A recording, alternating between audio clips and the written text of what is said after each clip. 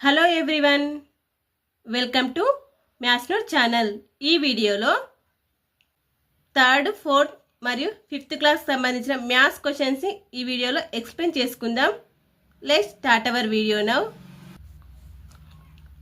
5416 యొక్క అంకమూలం ఎంత అని అడిగారు. ఇక్కడ అంకమూలం అంటే ఈ నెంబర్స్ని ప్లస్ చేస్తే వచ్చే యూనిట్ డిజిట్ అన్నట్టు, ఒక అంకె సంఖ్య.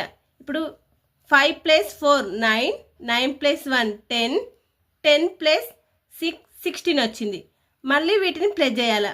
1 + 6 అంటే 7 వస్తుంది. ఇక్కడ ఆన్సర్ 7. 5416 యొక్క అంకమూలం 7 అవుతుంది. క్రింది వాటిలో 200 లోపు గుణిజాలలో దేనికి ఎక్కువ గుణిజాలు ఉంటాయి? ఇక్కడ ఆన్సర్ అనేది 2 అవుతుంది. ఎందుకంటే చిన్న సంఖ్యకే ఎక్కువ గుణిజాలు ఉంటాయి. ఇప్పుడు 200 లోపు దానికి 2కి ఎక్కువ గుణిజాలు ఉంటాయి, తర్వాత 3కి ఉంటాయి, ఆ తర్వాత 4కి ఉంటాయి, ఆ తర్వాత 5కి ఉంటాయి. ఇట్లా చిన్న సంఖ్యకు ఎక్కువ గుణిజాలు అనేవి ఉంటాయి. 100 లోపు గల ప్రధాన సంఖ్యల సంఖ్య. 100 లోపు గల ప్రధాన సంఖ్యలు 25 ఉంటాయి. 1 నుండి 50 వరకు గల ప్రధాన సంఖ్యలు 15, అలాగే 50 నుండి 100 వరకు గల ప్రధాన సంఖ్యలు 10 ఉంటాయి. ఇలా 1 నుండి 100 వరకు గల ప్రధాన సంఖ్యలు మొత్తం 25 ఉంటాయి.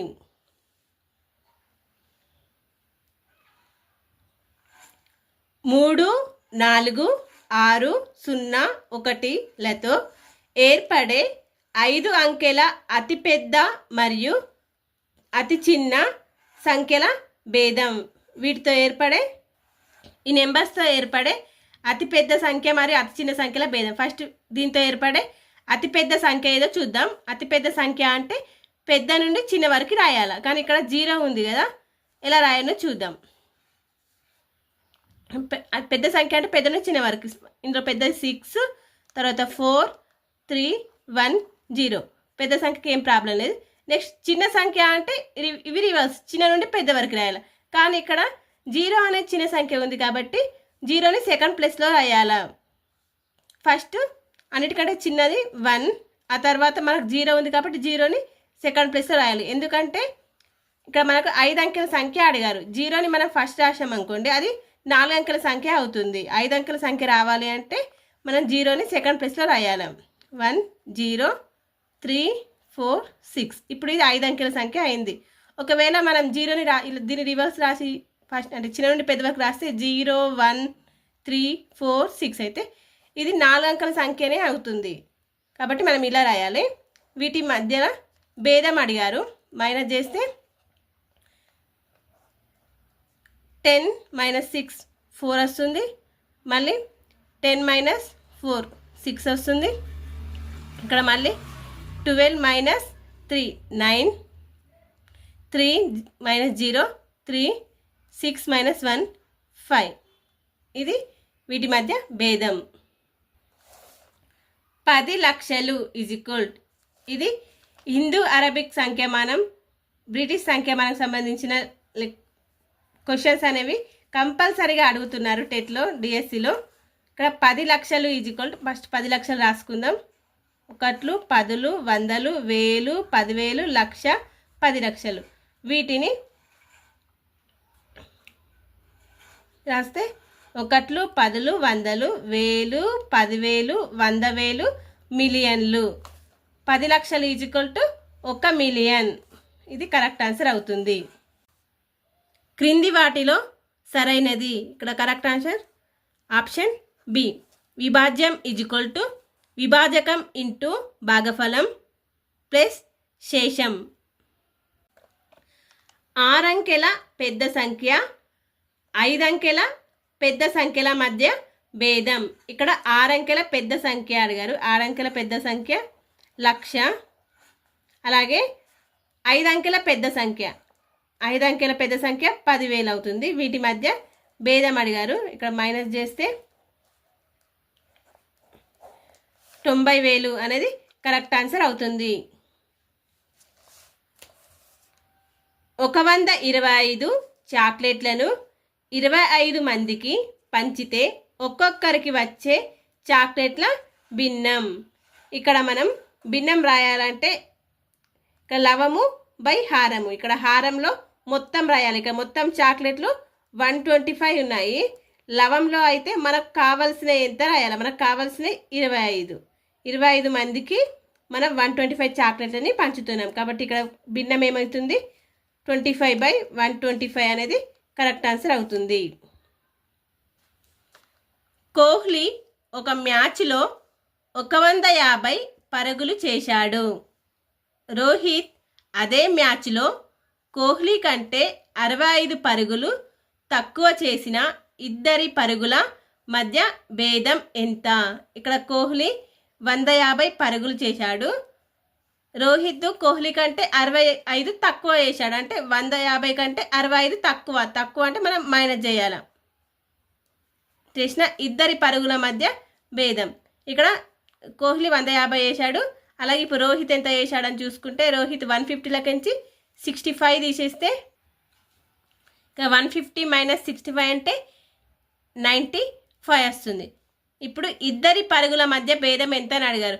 ఇద్దరి పరుగుల మధ్య భేదం ఎంత అవుతుంది?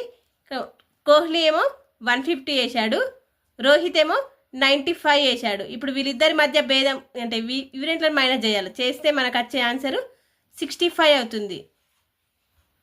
కాబట్టి ఇద్దరి పరుగుల మధ్య భేదం అంటే ఇద్దరి పరుగుల మధ్య భేదం అనేది 65 అనేది కరెక్ట్ ఆన్సర్ అవుతుంది. లవాలు అన్నీ ఒకటిగా గల భిన్నాలు.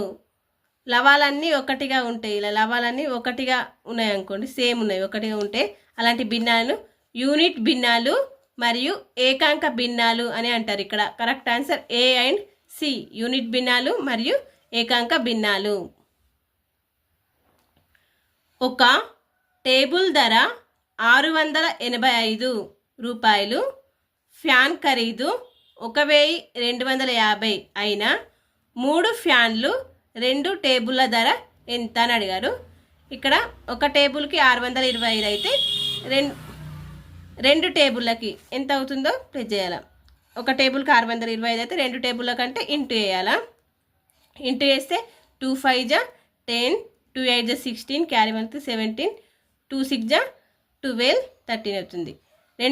రెండు టేబుల్లకి 1370 అవుతుంది. అలాగే 3 ఫ్యాన్లకి ఒక ఫ్యాన్ ధర 1250 అయితే 3 ఫ్యాన్లకి ఎంత అవుతుందంటే ఇంటూ వేయాలి. 3 ఫ్యాన్ల కంటే 300, 3 5 జా 15, 3 2 జా 6, 3 1 జా 3.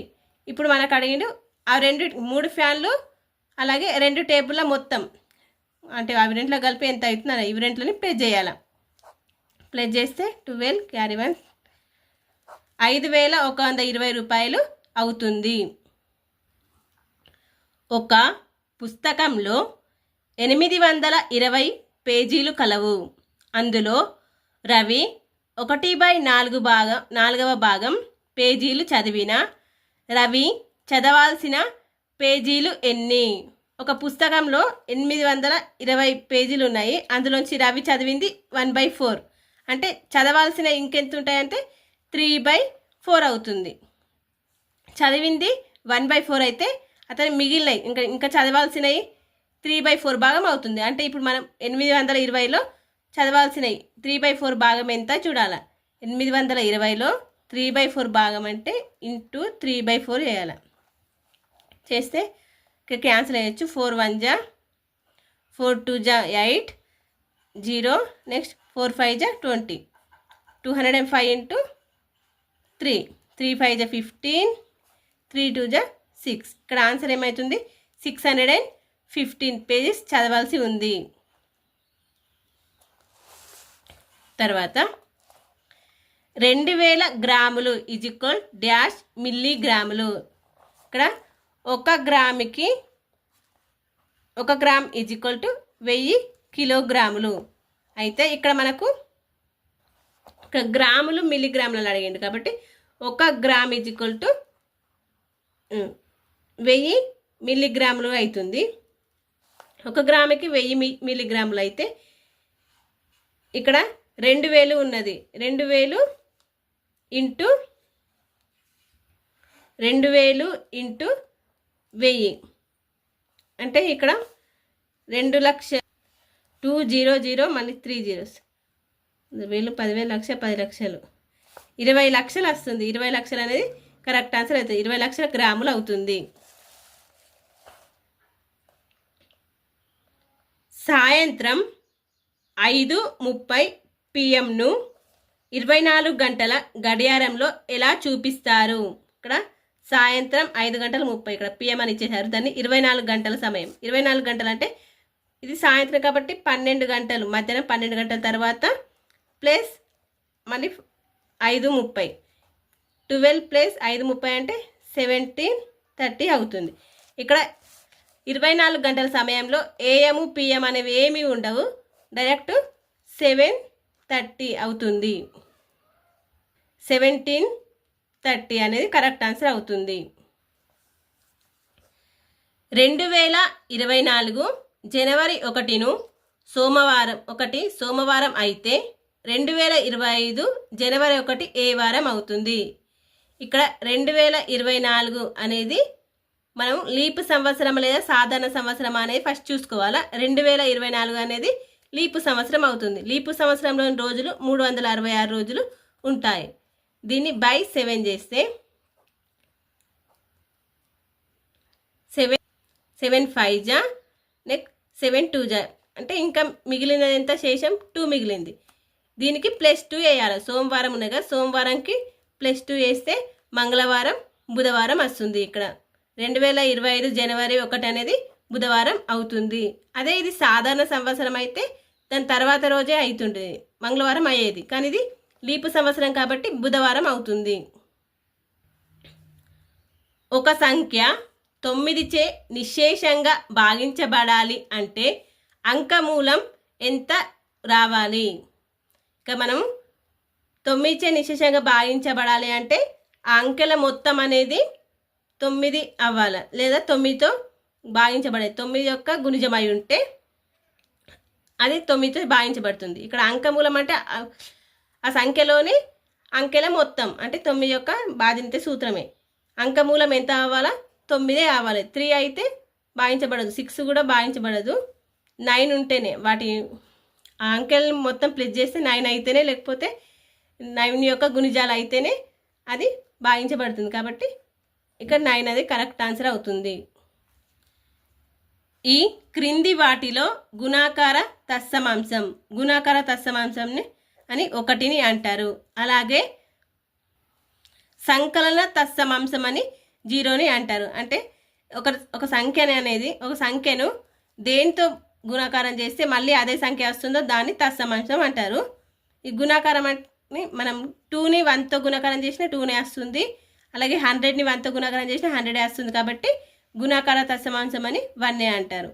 అలాగే కూడికలలో కూడా ఏ అంకెని ప్లస్ చేస్తే మళ్ళీ అదే సంఖ్య వస్తుందో దాన్ని తత్సమాంశం అంటారు. కూడికలలో మనం దేనికి కూడా 0ని ప్లస్ చేసినా మళ్ళీ అదే సంఖ్య వస్తుంది. కాబట్టి సంకలన తత్సమాంశం అని 0ని అంటారు, గుణాకార తత్సమాంశం అని 1ని అంటారు.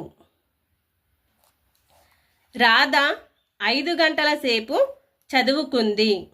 సాయంత్రం 4 గంటలకు చదవడం ఆపితే ఏ సమయానికి చదవడం మొదలుపెట్టింది? ఇక్కడ ఆమె చదవడం అనేది 4 గంటలకు ఆపేసింది. అంటే ఆమె 5 గంటలు చదివింది. మనం 4 గంటల నుంచి రివర్స్ వెళ్ళాలి. 4 నుంచి 3 వరకు 1 గంట, 3 నుంచి 2 వరకు 1 గంట, మళ్ళీ 2 నుంచి 1 వరకు 1 గంట, మళ్ళీ 1 నుంచి 12 వరకు, మళ్ళీ 12 నుంచి 11 వరకు. ఇప్పుడు చూసుకుంటే 11 నుంచి 12 1 2 3 4 5 గంటల సేపు చదివింది. అంటే ఆమె ఆపింది 4 గంటలకు. అయితే స్టార్ట్ చేసింది ఎప్పుడు అంటే 11 గంటలకి మొదలుపెట్టింది. అది AM PM అంటే 11 అనేది మార్నింగ్, ఇది సాయంత్రం అయితే ఇది మార్నింగ్ అవుతుంది, ఇది PM అయితే ఇది AM అవుతుంది. కాబట్టి 11 AM అనేది కరెక్ట్ ఆన్సర్ అవుతుంది. ఒక్కసారి ఇక్కడ ఆప్షన్స్లలో 11 AM 11 PM అని 2 కూడా ఇస్తారు, కన్ఫ్యూజ్ అవ్వచ్చు. కాబట్టి ఇక మనం AMలు PMలు కూడా చూసుకోవాలి. 2 సంఖ్యల లబ్ధం 77. వాటిలో ఒక సంఖ్య 7 అయినా మరొక సంఖ్య 2 సంఖ్యలు ఉన్నాయట. అందులో వాటిని ఇంటూ వేస్తే 77 వస్తుంది. అందులో ఒక సంఖ్య 7, ఇంకో సంఖ్య మనకు తెలియదు, ఎక్స్ అనుకుందాం.